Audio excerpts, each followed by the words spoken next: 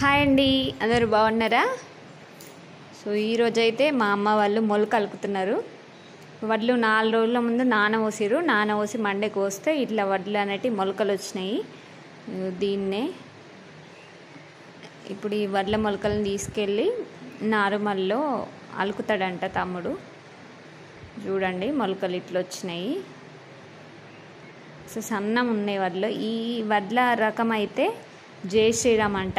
ఇవి తినడం కోసం పెట్టాడంట. ఒక ఎకరం కోసం తీసుకొచ్చిండు, తినడానికనే అయితే అని తీసుకొచ్చిండు మా తమ్ముడు. సో మొలక అయితే బాగా వచ్చింది.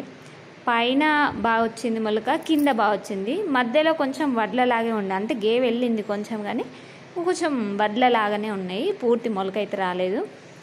సో పైనది కింది బాగా అయిపోతుంది, మొలక ఇరిగిపోతుందని ఇవాళ అలకడానికని తీసిర్రు.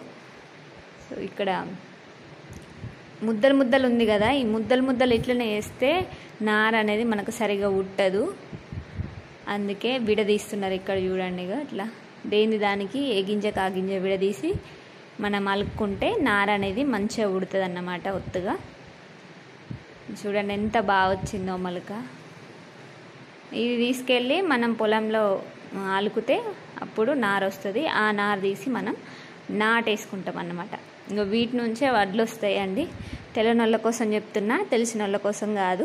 ఓకేనా? బాయ్.